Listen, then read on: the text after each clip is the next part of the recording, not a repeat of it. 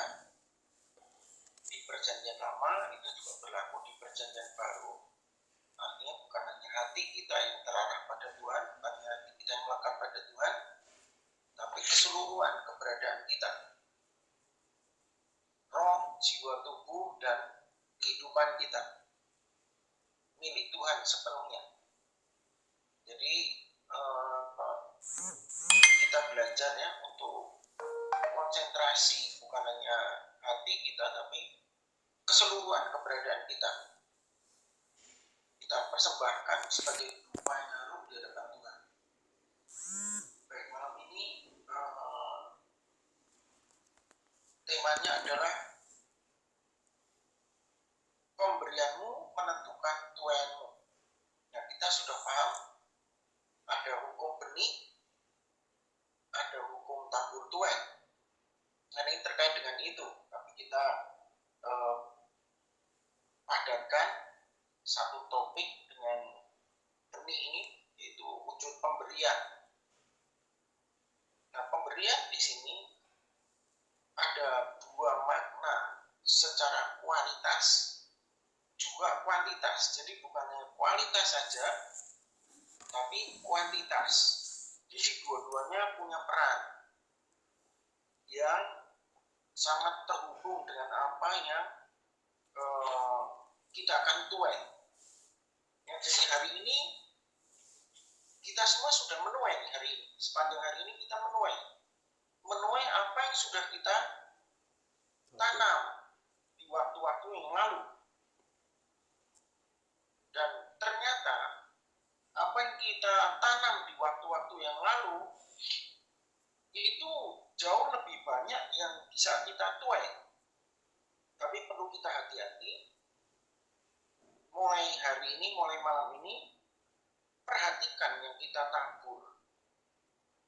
Ya, karena kita masih hidup di dunia yang sudah jatuh dalam dosa, bisa terjadi yang kita tabur itu yang negatif.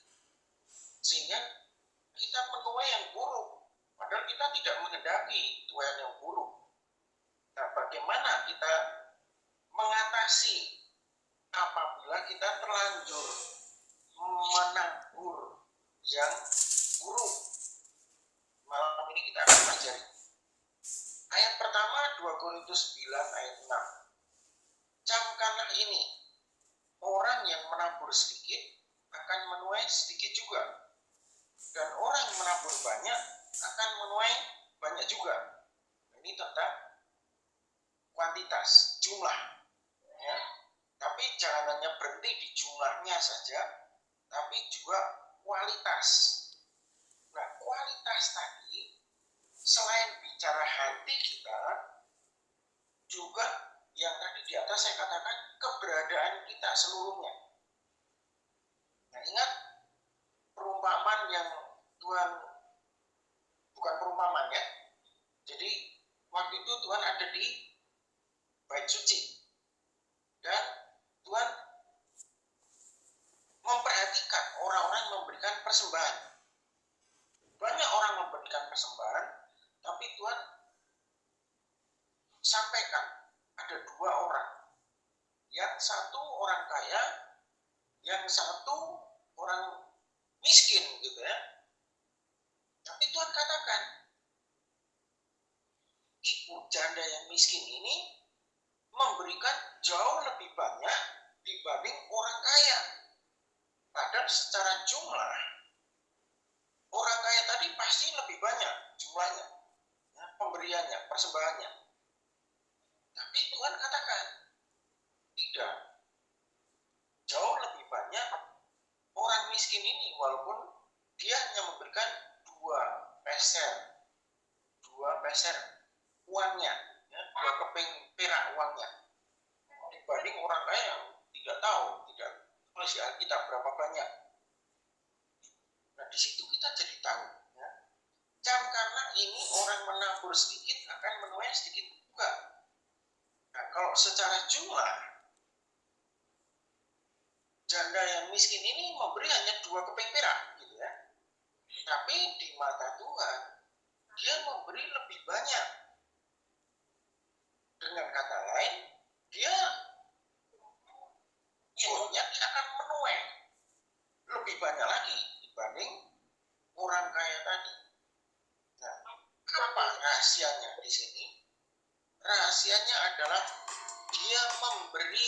dia memberi persembahan dengan bukan hanya segenap hati, tapi dengan keseluruhan hidupnya. Ya, jadi itu kehidupan yang dia miliki saat itu hanya 2 keping perak, tapi dia persembahkan seluruhnya. Jadi dengan kata lain, dia tidak ada pertimbangan lain gitu. Ya, sebelumnya ada pertimbangan lain, tapi dia pilih. Aku hanya punya ini milikku terakhir, ya, untuk hidupku terakhir, aku persembahkan kepada Tuhan seluruhnya. Ya, jadi di sini bukan hanya segenap hati, tapi juga dia persembahkan dengan segenap jiwanya, dengan segenap kekuatannya, dengan segenap keberadaannya. 2 keping perak tadi. Ya, jadi hati, jiwa, dan jasmani yang seperti apa? Yang totalitas, tidak ada cacat celah di situ. Ingat, kita ada di dunia yang sudah jatuh dalam dosa, kita bisa memiliki cacat, ya, di sana sini. Tapi saat ketemu Tuhan, saat menghadap Tuhan, ya, kita ingatkan diri kita sendiri bahwa aku ciptaan baru yang diciptakan oleh Tuhan Yesus tanpa cacat celah. Sehingga saat kita mempersembahkan sesuatu kepada Tuhan, itu betul-betul persembahan yang harum di hadapan Tuhan. Ya, sesungguhnya Tuhan tidak butuh itu dari kita, tidak. Ya. Tapi pemberian kita itu memberi kesempatan pada Tuhan untuk menolong kita. Ya, memberi kesempatan pada Tuhan untuk mewujudkan janjinya. Memberi kesempatan pada Tuhan, memberi kehormatan pada Tuhan untuk memberikan warisan-warisan, menolong kita, sehingga kita bisa menggunakan warisan-warisannya, kita bisa menggunakan janji-janjinya, kita juga bisa mengalami kekayaan firman-Nya, kuasa firman-Nya. Ya, jadi bukan hanya bicara hati. Nah, selama ini kita sudah belajar banyak hal, ya, jadi tidak hanya hati yang ambil peran, ya, terutama memang hati. Tapi bukan berarti jiwa kita tidak punya peran, jasmani kita tidak punya peran, punya semuanya. Nah, tadi roh, jiwa, tubuh kita punya peran. Yaitu apa? Tanpa cacat celah, tanpa hitung-hitungan dengan Tuhan. Selain roh, jiwa, tubuh kita, juga kehidupan kita. Karena diri kita ini sudah milik Tuhan. Dengan kata lain, harta benda kita, apapun yang kita miliki, itu juga milik Tuhan. Sehingga kita menempatkan diri, menjalankan peran sebagai pengelola. Pengelola apa? Pengelola. Menata bersama Tuhan apa yang kita tata, diri kita dan kehidupan kita. Termasuk harta benda kita, uang kita, dan lain sebagainya. Ya, kita kelola, kita tata bersama Tuhan. Nah, jadi orang yang menabur sedikit di sini, ya, secara jumlah, ya, selain secara jumlah, juga tadi ada pertimbangan-pertimbangan di hati. Ya, wah, ini kalau aku kasih semua ke Tuhan, besok aku hidup apa nih ya aku gunakan untuk hidupku. Ya, misalnya sekarang ini tanggal 18. Untuk sampai ke bulan depan masih perlu 12 hari lagi. 12 hari lagi ini cukup nggak ya? Ya, ada sisa tidak? Selain persembahkan ini. Nah, itu bisa muncul. Tapi begitu teman-teman atau kita mulai ambil langkah, ambil keputusan untuk memberikan persembahan, hilangkan semua tadi, perhitungan tadi. Oke, hitungannya sudah muncul, kita sudah tentukan jumlahnya, ya. Ambil jumlah yang maksimal menurut pertimbangan kita sendiri. Setelah kita putuskan jumlah maksimal, persembahkan dengan sukacita. Persembahkan bukan karena harus, bukan karena wajib, ya, bukan karena apapun yang lain, tapi persembahkan karena aku persembahkan ini wujud kasihku kepada Tuhan, dan aku persembahkan dengan sukacita. Kenapa sukacita? Alasannya karena ini kesempatan yang Tuhan berikan padaku, ya, dan aku kembalikan apa yang Tuhan percayakan padaku pada Tuhan. Jadi lebih dari pantas, ya, atau kata lainnya aku persembahkan berdasarkan anugerah Tuhan. Jadi aku mempersembahkan jumlah ini, ya, dengan anugerah Tuhan sebagai wujud kasihku kepada Tuhan. Sekaligus aku percayakan hidupku selanjutnya di tangan Tuhan. Nah, nanti dari teman-teman akan muncul pernyataan-pernyataan, ya, pengertian-pengertian, pewahyuan yang jauh melampaui yang saya sampaikan. Nah, itu biasakan, itu jadi gaya hidup kita. Ya. Selain kita memberikan tadi persembahannya, namanya persembahan itu bukan hanya uang. Ya. Seperti berulang kali saya sampaikan di sini, waktu kita persembahkan, hidup kita persembahkan, atau kata lainnya adalah investasikan. Ya, jadi apapun yang kita lakukan tidak ada yang sia-sia. Ya, kalau masih berhitung, jangan berikan dulu, diam dulu. Ya, sampai betul-betul kita ambil keputusan, ambil pilihan, berikan sudah dengan tadi segenap hati, dengan segenap jiwa, dengan segenap kekuatan, bahkan dengan sukacita, dengan kasih yang melimpah, dengan semua yang terbaik yang bisa kita persembahkan pada Tuhan. Nah, itu ya, kita latih diri kita, ya, untuk melakukan apapun untuk Tuhan, bersama Tuhan, itu tidak setengah-setengah. Ya, jadi betul-betul kita konsentrasi penuh. Artinya apa?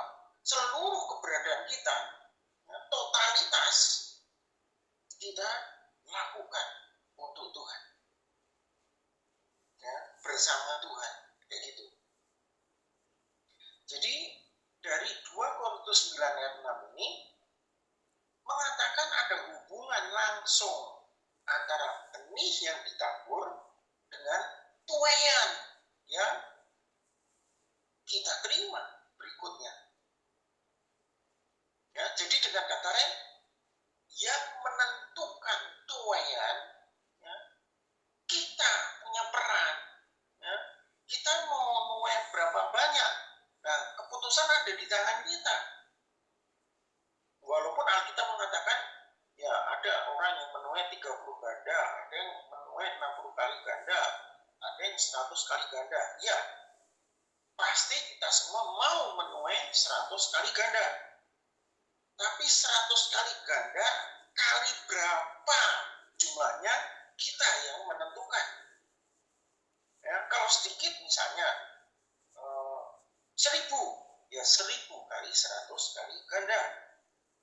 Kalau kita 2000, ya 2000, jadi 1000, 2000 dan lain sebagainya, kita yang menentukan. Pelipat gandaannya itu Tuhan. Ya. Jadi kita tetap punya peran, secara natural kita punya peran. kita barengi yang natural ini dengan yang supernatural tadi. Jadi bukan soal banyaknya, ya, tapi tadi dengan segenap keberadaan kita. Natural plus supernatural punya peran. Ya, jadi teman-teman nggak akan sulit untuk mempraktikkan ini. Ya, jadi saat kita di gereja, saat dimanapun, kita lakukan semua dengan totalitas. Ya, jangan dengan sudahlah nggak ada orang tahu ini, ya, aku berikan segini, kan nggak ada yang tahu. Ya, nggak ada yang tahu ini, aku nggak mau lakukan, tapi karena terpaksa, karena aku sungkan, aku lakukan. Nggak lagi kayak gitu. Ya, bisa ada di fase itu, kalau di fase itu berhenti sejenak, berdoa, Roh Kudus tuntun aku, sehingga aku tidak 90% melakukan sesuatu, tapi aku 100% aku lakukan dengan totalitas keberadaan. Apapun itu. Saat kita belajar firman, saat kita baca Alkitab, jangan disambi. Boleh ada waktu kita sambi dengan yang lain-lain, boleh. Ya, misalnya mendengar Alkitab yang audio sambil kita nyetir, sambil kita masak, silakan. Ya, tapi ada waktunya total kita berhenti, tidak melakukan yang lain, sehingga fokus di situ. Ya, kalaupun disambil yang lain, tapi tetap kita fokus di situ ya. Jadi tidak setengah-setengah. Bisa kita latih diri kita mendengar firman sungguh-sungguh sambil masak, ya, sambil melakukan aktivitas yang lain, bisa. Ya, karena memang kita punya kemampuan itu. Ingat, kita sudah diciptakan kembali segambar dengan Allah. Ya, Allah menangani banyak hal dalam waktu yang sama. Ya, dari permohonan doa dari berjuta-juta manusia dalam waktu yang sama, Allah tidak kedodoran. Nah, kita punya kemampuan yang sedemikian itu. Oke, ayat berikutnya. Ya, hukum ini terus berlaku bagi semua orang. Tapi alangkah baiknya kalau kita lakukan yang sempurna. Ya, ingat kata sempurna ini, roh kita sudah sempurna. Kata sempurna ini adalah belajar firman untuk menjadi pelaku firman, untuk berbuah. Ya, ada buah roh, ada buah kebenaran. Nah, nanti kita bahas lebih lanjut ya.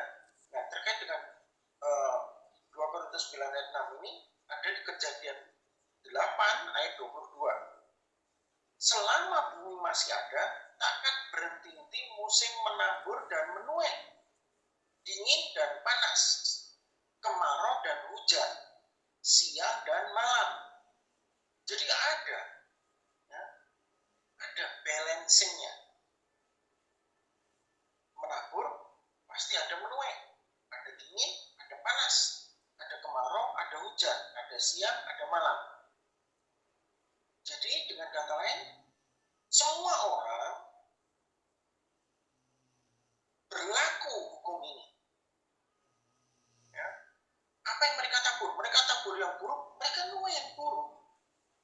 Tapi bagi kita yang sudah menjadi ciptaan baru, jangan menabur yang buruk.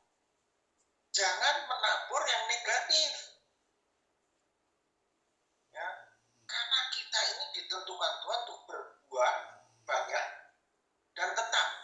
Yohanes 15 ayat 16. Nah, berbuah lebat dan tetap, berbuah banyak dan tetap ini bukan sekedar buah roh.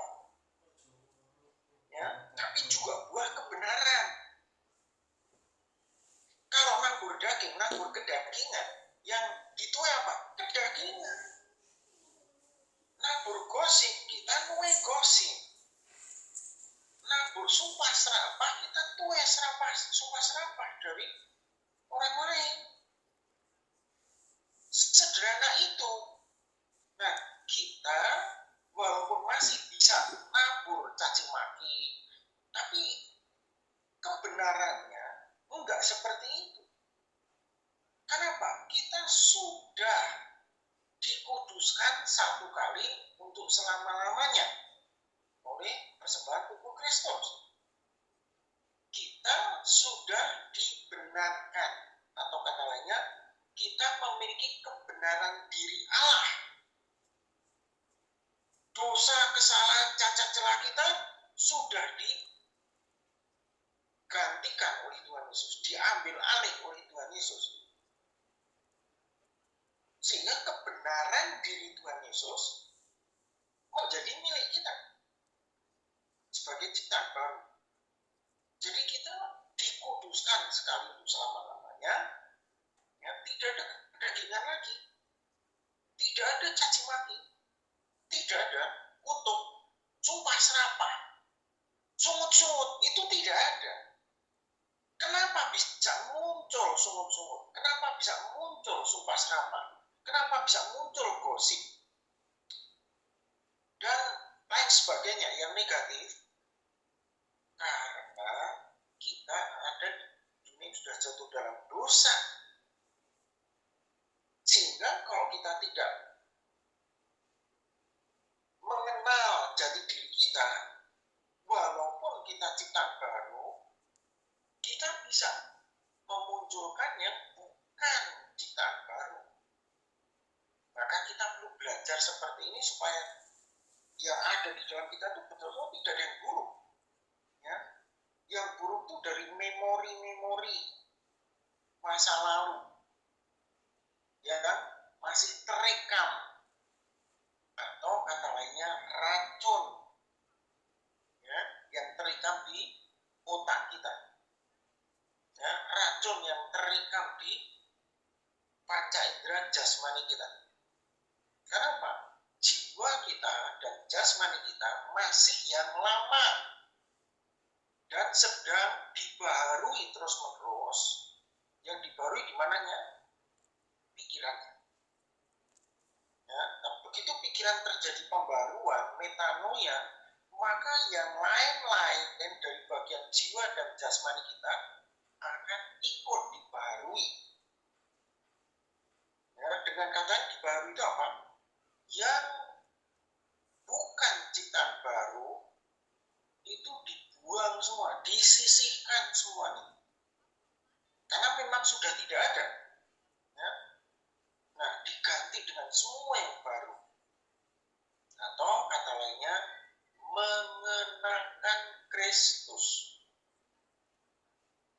mengenakan manusia baru yang sudah satu kesatuan dengan Kristus. Efesus 4 ayat 24. Nah, kita lihat nih dari alam natural, ya, tadi karena ini berlaku buat semua orang, artinya apa? Itu hukum ini, hukum tabur tuai ini berlaku bagi semua orang. Tapi tidak semua orang memahami ini. Ya, mereka ada yang paham, ada. Ya, tapi pahamnya secara natural. Secara rohani mereka nggak paham. Maka beginilah ya, orang-orang di luar sana, mereka mengutuk sana sini, ya, nggak apa, mereka betul-betul tidak tahu, ya, mereka mengutuk orang ini, mereka mengutuk sana, mereka mengutuk bangsa ini, bangsa itu, wah, mengeluarkan kata-kata yang tidak pantas, ya, kata-kata kutuk. Padahal itu mereka tuai lagi, ya, mereka tanpa sadar mereka menuai semua itu. Tidak bisa tidak, gitu. Karena memang hukumnya demikian. Nah, maka kita belajar supaya kita bukan hanya tahu hukum, tapi betul-betul kita menghidupi hukum ini. Ingat, hukum, semua hukum itu menolong kita. Ya, Tuhan ciptakan hukum-hukum ini untuk kepentingan kita, untuk keuntungan kita sebagai ciptaan baru. Ya, karena Tuhan mengatakan, oke, aku berhadapan pada kamu, ya, kehidupan dan kematian. Pilihlah kehidupan. Jadi saat kita kebingungan, Tuhan perjelas, jangan bingung. Aku menyertai kamu untuk aku tolong kamu. Sehingga kamu tidak salah pilih. Nah, kamu punya kehendak bebas, punya free will, tapi aku menyertai kamu supaya kamu bisa menggunakan kehendak bebasmu sejalan dengan kehendakku. Ini gunanya kita belajar. Ya, jadi secara natural semua orang mengalami itu. Bagi kita punya keuntungan lebih. Ya. Kenapa? Kita tahu cara kerja hukum ini. Dan semua hukum tadi tidak membebani kita. Justru kita lakukan semua hukum ini dengan sukacita. Kenapa? Hukum ini bukan beban. Kalau hukum yang diciptakan manusia, peraturan yang diciptakan manusia, itu memberatkan manusia, membebani manusia. Ya, contoh. Yang paling sederhana aja. Ya, kalau ada pengusaha, ya, dia untuk bayar pajak itu beban bagi dia. Ya, walaupun paham pajaknya persis seperti apa, tapi bisa diselewengkan pajak tadi. Nah, orang yang menyelewengkan pajak, yang tidak taat sama pajak, berarti dia menganggap pajak itu beban. Ya. Nah, kita tidak. Ya. Semua yang Tuhan jelaskan dengan hukumnya, dengan peraturannya itu menguntungkan kita, untuk kebaikan kita. Ya, Tuhan tidak pernah merugikan kita. Nah, kembali ke tadi, bukan hanya sekedar tindakan ya, taat sama hukum, tapi juga totalitas kita.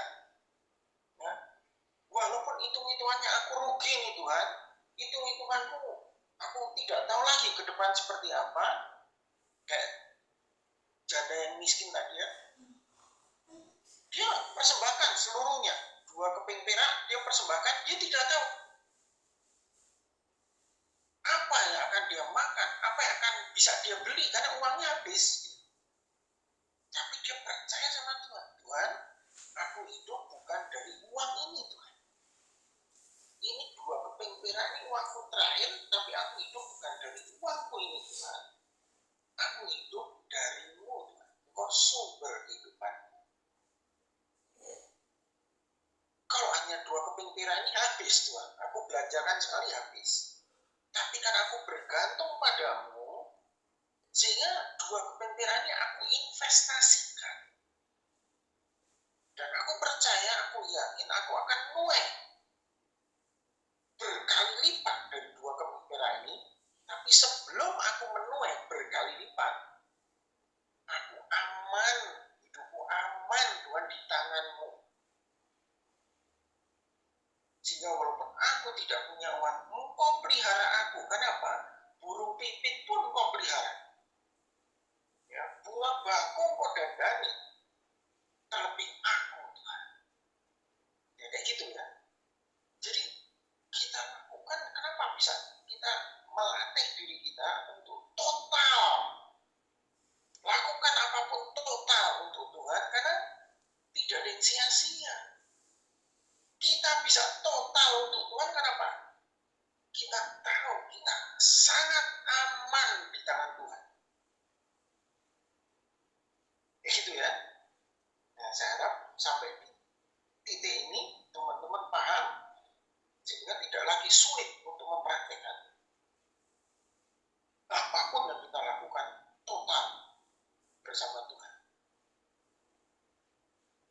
Nah, banyak orang yang tidak pernah memberi tapi berharap, tidak pernah menabur tapi berharap panen. Itu aneh. Ya. Walaupun dia doa puasa tapi dia tidak pernah memberikan persembahan. Dia memberikan persembahan pun ngitung begini. Sehingga dia begitu, dia kenapa nggak nuai-nuai? Nah ya, kamu lakukan tidak dengan segenap hatimu. Ya. Kamu anggap Tuhan itu butuh uangmu. Kamu anggap Tuhan itu butuh butuh sesuatu darimu, tidak. Justru apa yang kau berikan pada Tuhan itu yang menentukan apa yang kamu akan terima dari Tuhan. Ya, Tuhan nggak butuh uang kita, Tuhan nggak butuh apapun dari kita. Kenapa kita memberi? Karena itu hukum Tuhan untuk tadi, ya, apa yang Tuhan sediakan, Tuhan punya peluang, punya kesempatan, ya, untuk bisa menolong kita, untuk menyelamatkan kita.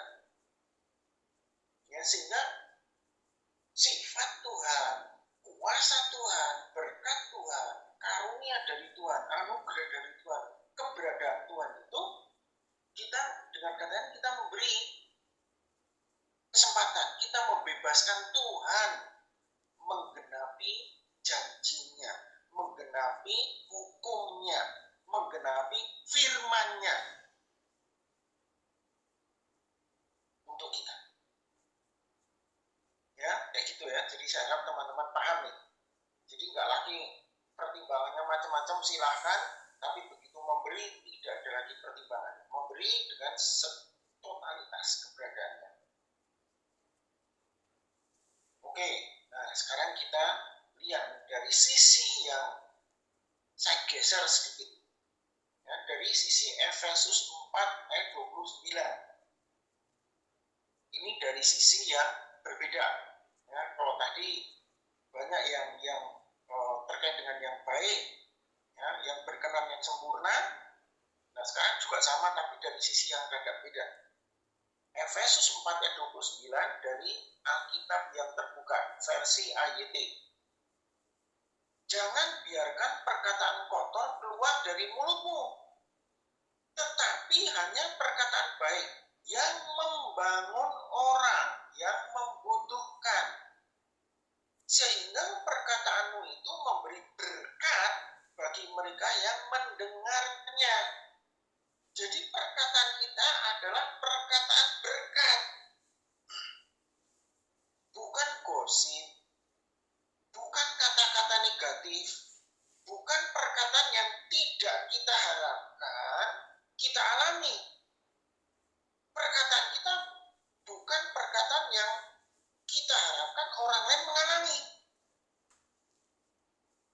Ya, karena tadi benih tadi, maka dikatakan jangan biarkan perkataan kotor. Kenapa bisa muncul perkataan kotor? Karena memang dunia ini sudah jatuh dalam dosa. Sehingga tanpa, kalau tidak dilatih, tidak dikendalikan, ya, lidah manusia itu liar. Ya. Semua manusia lidahnya liar, maka perlu dikekang, perlu dikendalikan. Nah, kalau orang yang belum cipta baru, mereka kan kesulitan mengekang lidahnya. Ya, karena mereka sudah terdidik, sudah terlatih oleh lingkungan di mana mereka bergaul, di mana mereka berada. Nah, kita cipta baru, kita tidak seperti mereka. Kita semakin berbeda dari dunia, dan kita tahu kebenarannya, kita ngerti identitas kita, tidak ada yang kotor dari dalam kita. Maka yang keluar dari kita itu harusnya berkat. Kenapa? Hanya ada berkat di dalam hidup kita. Tidak ada kematian, tidak ada sakit penyakit, tidak ada kutuk, tidak ada kesialan. Ya. Tapi gagal bisa Pak? Bisa gagal. Karena tadi, ya, kita melakukan sesuatu di luar kehendak Allah, itu yang membuat gagal. Kalau kita yakin yang kita lakukan apapun, sekecil apapun, itu sejalan dengan kehendak Allah, adanya keberhasilan. Jadi keberhasilan itu bukan tujuan hidup kita. Keberhasilan itu bagian dari perjalanan hidup kita. Ya, jadi jangan kejar keberhasilan. Aku mau berhasil hidup. Itu bagian dari hidup kita. Bahkan saya katakan tiap hari Tuhan membuat kita berhasil. Berhasil apa?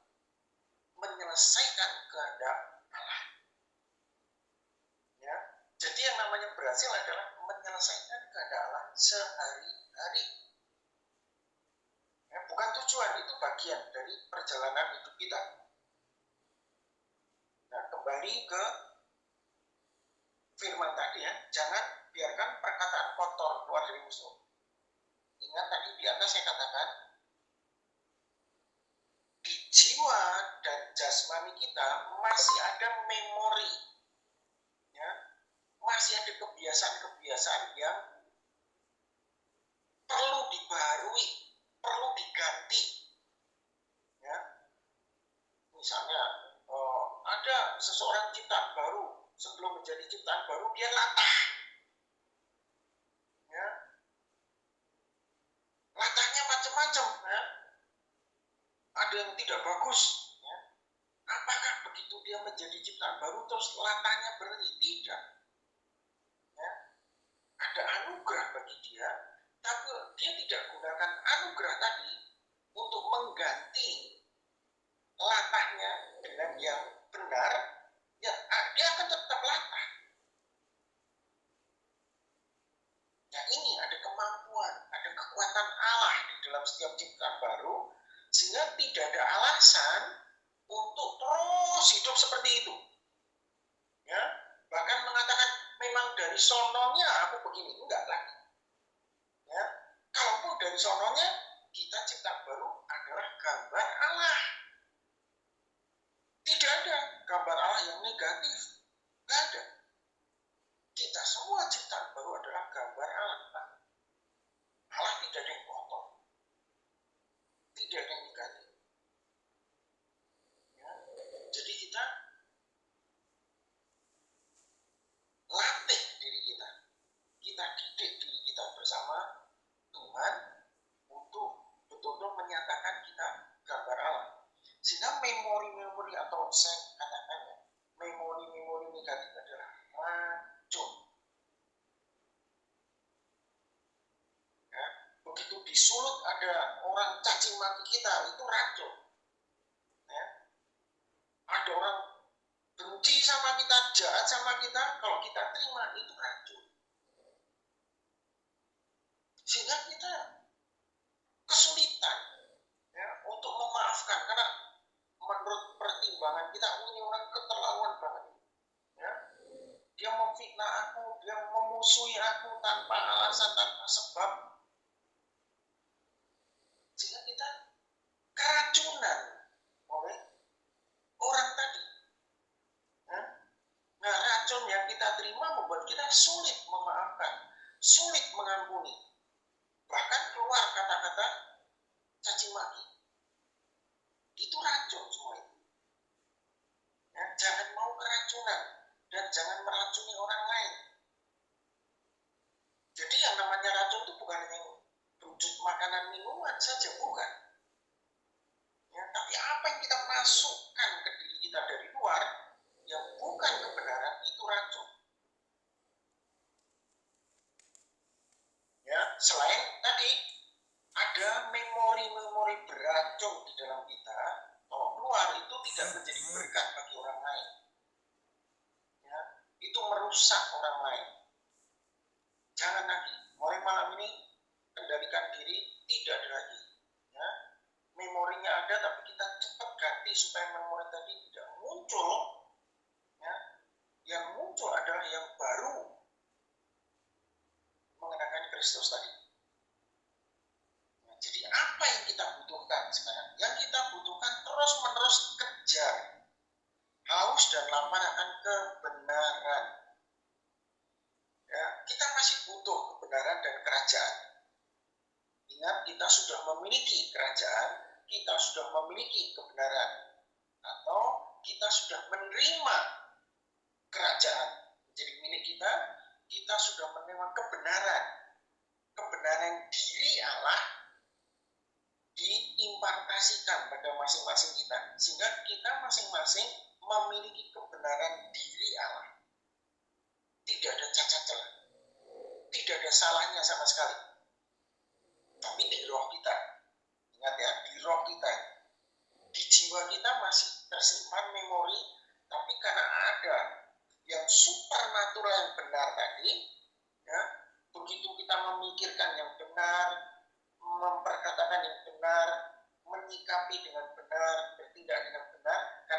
itu jati diri kita, tidak heran dari kita yang keluar buah kebenaran. Filipi 1 ayat 11.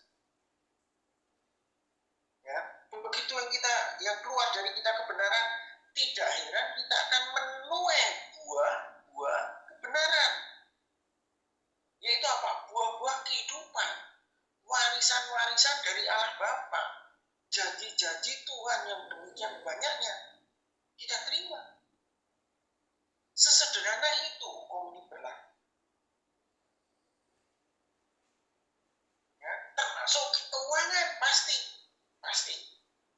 Ya, ingat uang itu masalah paling kecil di kerajaan. Ya, tapi banyak orang terhambat dengan uang ini. Kenapa? Salah mengelola uang. Ya, walaupun uangnya banyak, tapi kurang maksimal penggunaannya. Apalagi yang uangnya sedikit. Ya, memori yang lama itu masih kuat menguasai orang tersebut. Dengan terjadi pembaruan pikiran, pembaruan akal budi, maka dia mulai cakap mengelola keuangan tadi.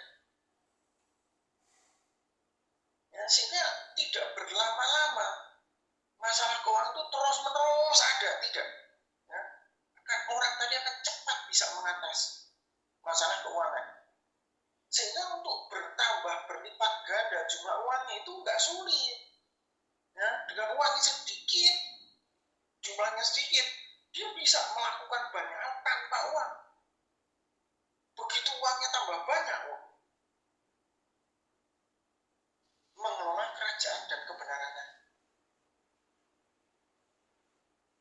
Ya, jadi mulai kapasitas kita lipat gandakan, tambahkan.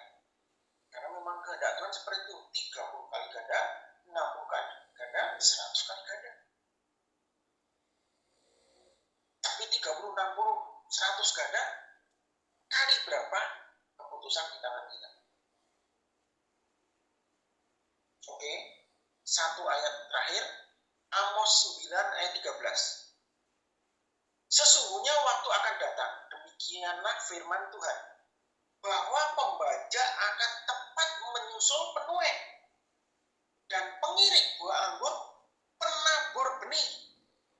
Gunung-gunung akan meniriskan anggur baru, dan segala bukit akan kebanjiran. Jadi dengan kata apa yang kita tabur, ya, kita akan dibanjiri dengan tuaian.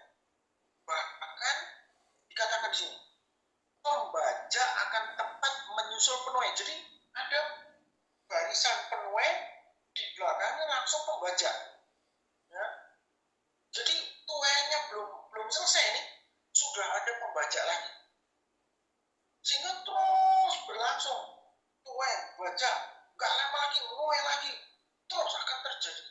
Seolah kita nuai terus-terusan gitu. Kenapa?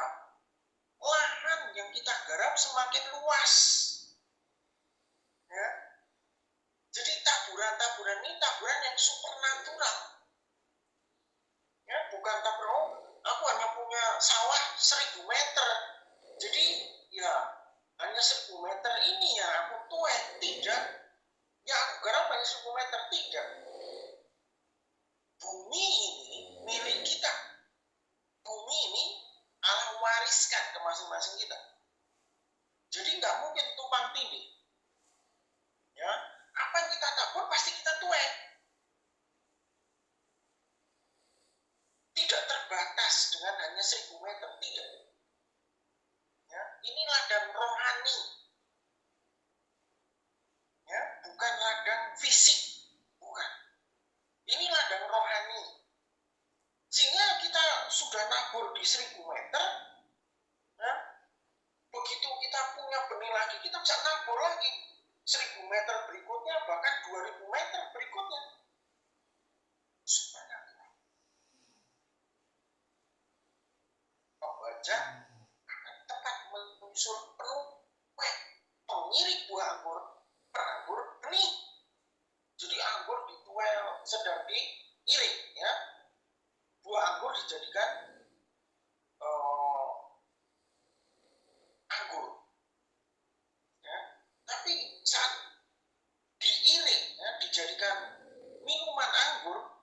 itu sudah ada yang nabur lagi.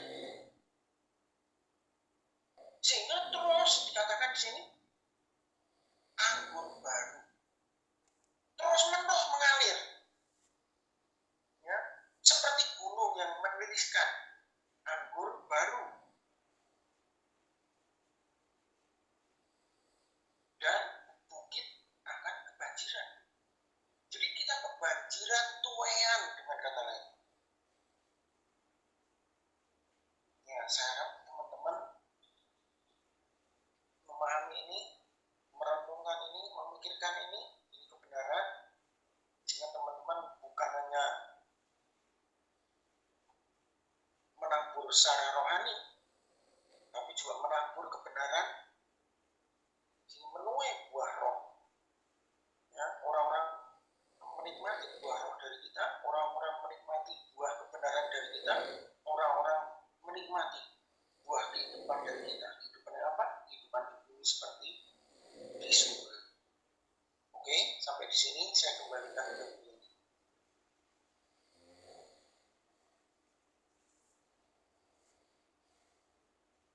Terima kasih Pak Paulus untuk malam ini.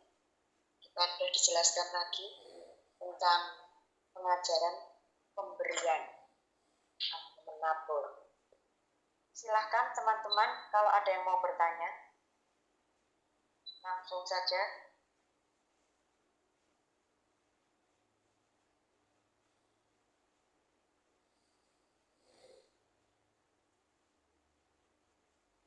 Silahkan Bu Kristi, tadi ada pertanyaan.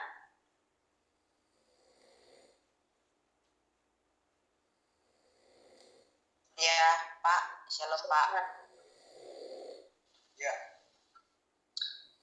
Saya Pak, tak baca sih Pak catatannya. Nah Pak, tadi kan Bapak bilang ada yang bertanya gitu Pak, aku nggak nuai-nuai gitu ya. Saya muncul pertanyaannya itu gini Pak, sebenarnya saat kita mempersembahkan sesuatu itu apakah kayak ada dua jenis gitu Pak? Maksudnya gini, ini satu untuk benih, yang satu ini untuk persembahan, itu kita gimana cara bedainnya ya Pak? Supaya kita tahu kita akan menuai gitu. Tapi kan ada juga persembahan memang kita kembalikan untuk Tuhan gitu Pak. Dalam praktek di mungkin dalam kehidupan bergereja atau berkomunitas, apakah boleh diberi contoh Pak? Oke. Sebenarnya sama. Ya, di yang namanya persembahan itu ya termasuk persepuluhan, termasuk persembahan khusus. Kenapa dipilah-pilah? Ada persembahan biasa, ada persembahan khusus, ada persembahan buah sulung, ada persembahan persepuluhan. Itu sebenarnya untuk melatih kita, mendidik kita supaya kita bisa memilah. Semua ini adalah benih.